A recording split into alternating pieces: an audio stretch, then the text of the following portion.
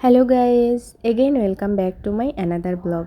কেমন আছো তোমরা সবাই? আশা করি অনেক অনেক অনেক ভালো আছো। তোমাদের দাদা বাসায় না থাকায় আজ সকালেই আমি ঠিক করে নিয়েছিলাম ঘরের সব কাজবাজ সব কিছু আজকে সুন্দর করে গুছিয়ে নেব। কারণ সে বাসায় থাকলে আমাকে একসাথে এত কাজ কখনোই করতে দিতে চায় না। কারণ সে ভাবে আমার মনে হয় অনেক কষ্ট হয়ে যাবে। তো প্রত্যেকটা মেয়েই তো এরকম, বলো? নিজের ঘর, নিজের বর, নিজের সংসার, প্রিয় মানুষ সব কিছু নিয়ে সুন্দরভাবে চলতে চায়। আমিও তার ব্যতিক্রম নই। আমিও চাই আমার প্রিয় মানুষ, ঘর, আমার সংসার, আপনজন সবাইকে নিয়ে সুন্দরভাবে জীবনটা অতিবাহিত করতে, সুন্দরভাবে জীবনটা কাটিয়ে দিতে। তো আজ সকালে ঘুম থেকে উঠেই কিন্তু আমি স্নান সেরে পুজোটা দিয়ে নিয়েছি। আর আজকে সকালে আমি খাবো পান্তা ভাত, কারণ ভাত নষ্ট করতে আমাদের একদমই ভালো লাগে না। সব মানুষ একরকম হবে না, এটাই স্বাভাবিক।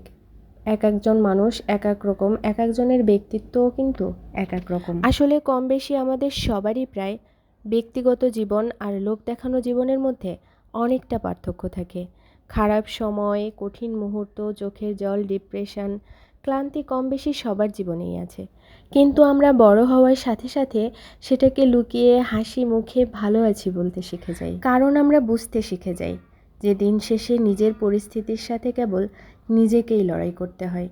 খুব বেশি হলে বাবা মা, আত্মীয় স্বজন সেই লড়াইয়ে পাশে থাকে। অনেকের তো আবার সেই ভাগ্যটুকুও নেই। তাই সমাজের কাছে ঢেড়া পিটিয়ে নিজের অক্ষমতার কথা জানিয়ে লাভ নেই কিছুই। মানুষ সান্ত্বনা দিবে, কিন্তু কোনো যন্ত্রণার ভার কেউ কখনোই নিতে পারবে না। সোশ্যাল মিডিয়াতেও ঠিক সেই রকমই। মানুষ নিজের জীবনের উজ্জ্বল দিকটাকেই তুলে ধরতে চায় বেশিরভাগ সময়ে। সবার জীবনেই কিছু না কিছু অপূর্ণতা আছেই, সেটাকে প্রায় সবাই আর পাঁচজনের থেকে আড়াল করে রাখে। তাই কারো বাইরের জীবনের চাকচিক্য দেখে কখনো নিজের ব্যক্তিগত জীবনকে তার সাথে তুলনা করে নিজেকে আনলাকি মনে করবেন না। মনের খোঁজ নিলে ঠিক জানতে পারবেন আপনার মতো আমার মতো তার জীবনেও হয়তো কোনো না কোনো খামতি রয়েছে, কিন্তু সে তার অন্ধকার দিকটাকে লুকিয়ে তার চকচকে দিকটাকে আমাদের চোখের সামনে তুলে ধরছে। আসলে মুখে আমরা যাই বলি না কেন, কম বেশি প্রায় আমরা সবাই পারফেক্টকেই বেশি ভালোবাসি। কিন্তু আমরা ভুলে যাই এই ধরাধামে কেউ পরিপূর্ণ হয়ে আসেনি। জীবন কাউকে সবটা দেয়নি। যাকে রূপ দিয়েছে তাকে হয়তো অর্থ দেয়নি, যাকে দুটোই দিয়েছে তাকে হয়তো শান্তি দেয়নি, যাকে রাজত্ব দিয়েছে তাকে হয়তো রাজা বা রানী কোনোটাই দেয়নি, আবার যাকে সব দিয়েছে হয়তো তাকে আয়ু দেয়নি। এই পৃথিবীতে কেউ সব সুখ পায় না। সবার জীবনেই কিছু না কিছু ঘাটতি আছে, কারোর কম কিংবা কারোর বেশি। তাই কারোর সাথে নিজেকে দাঁড়িপাল্লায় ওজন করে হীনমন্যতায় ভোগাটা বোকামিরই পরিচয়। মনে রাখবেন, যে মানুষ নিজে নিজেকে সম্মান করতে পারে না তাকে কেউ সম্মান করে না। নিজেকে কখনো কারোর তুলনায় কম মনে করবেন না। নিজেকে ভালোবাসতে পারলে দেখবেন অসম্পূর্ণ জীবনটা একদিন কি একটা অদ্ভুত রকমের সুন্দর হয়ে উঠেছে। তখন নিন্দুকের অনর্থক নিন্দা আর সমালোচনার তীর মনকে তেতো করতে পারবে না, বরঞ্চ তাদের মন থেকে উপড়ে ফেলার ম্যাজিকটা আয়ত্ত করা যাবে খুব সহজে। আমরা আমাদের আশেপাশে তৎক্ষণাৎ এরকম অনেক মানুষ দেখতে পাই, যে মানুষগুলোকে দেখেই হঠাৎ আমাদের মনে হয় যে আহা, এই মানুষগুলো আমাদের কতই না ভালোবাসে, আমাদের কথা কতই না চিন্তা করে, একদম আমাদের জন্য জীবনটাও দিয়ে দিতে পারে।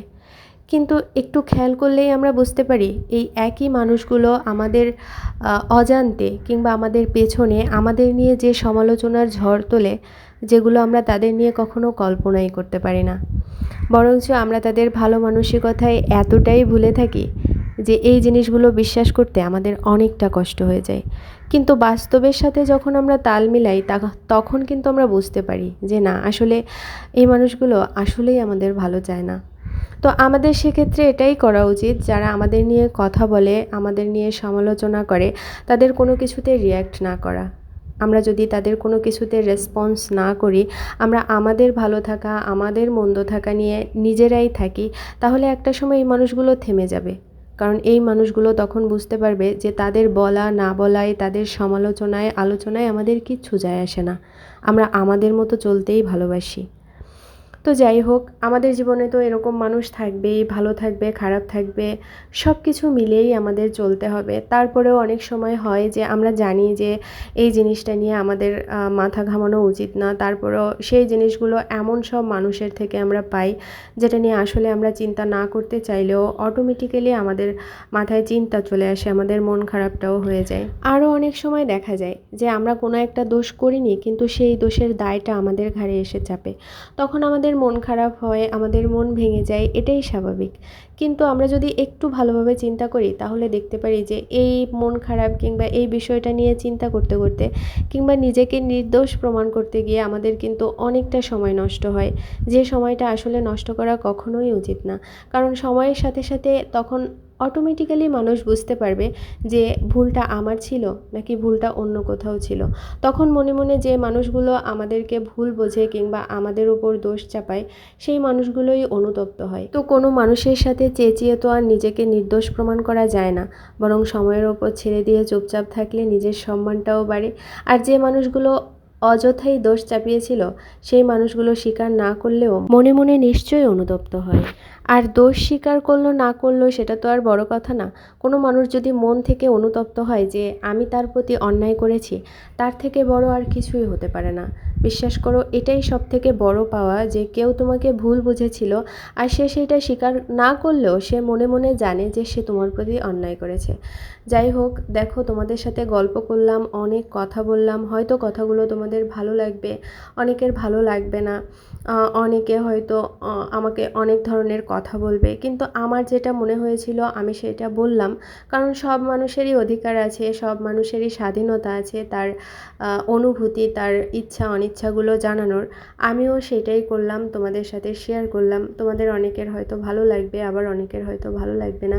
যাই হোক, তোমাদের যদি তোমাদের ভালো লাগে সেটাও অবশ্যই জানাবে আমাকে যে হ্যাঁ, তোমার কথাগুলো আমাদের ভালো লেগেছে, কিংবা তুমি ঠিক কথা বলেছো, কিংবা আমি যদি কোনো ভুল কথাও বলি সেটাও তোমরা আমাকে জানাতে পারো। কারণ আমার ভুল থাকতেই পারে, মানুষ মাত্রই ভুল করে। এরপরে দেখো, তোমাদের দাদা তো জানো যে বাড়িতে ছিল না, বাসায় ছিল না, বাড়িতে গিয়েছিল। তো বাড়ি থেকে কিন্তু ছোটো মা অনেক কিছু দিয়ে দিয়েছিল। এগুলো হচ্ছে কালো জাম, প্রথমেই দেখালাম, তারপরে দুধ দিয়েছিল আর একটা কাঁঠাল দিয়েছিল। তোমাদেরকে বলেছিলাম আমাদের বাড়ির কাঁঠাল হচ্ছে অনেক ছোট ছোট। আর ডাল রান্না করেছিল, এটা হচ্ছে অনুষ্ঠান বাড়ির ডালের মতো, মানে অনেক লোকের আয়োজন হলে যে ডালটা হয় না, ওই ডালের মতো। আর এই ডালটা খেতে আমি অনেক ভালোবাসি। তো ছোটো মাও জানে আমি ডাল খেতে অনেক ভালোবাসি, তাই জন্য ছোটো মা ডাল রান্না করে দিয়েছিল। আর দেখো, একটা গোটা কাঁঠাল দিয়েছে। তার সাথে কিন্তু ছিল আমাদের ঘেরের বড় একটা মাছ, আর এই মাছটাও কিন্তু বাড়ি থেকে কেটেই পাঠিয়েছিল। তো আজকের ব্লগটা এই পর্যন্ত। ব্লগটা তোমাদের কেমন লাগলো অবশ্যই জানাবে, ভালো লাগলে অবশ্যই লাইক কমেন্টস ফলো করে পাশে থাকবে। টাটা।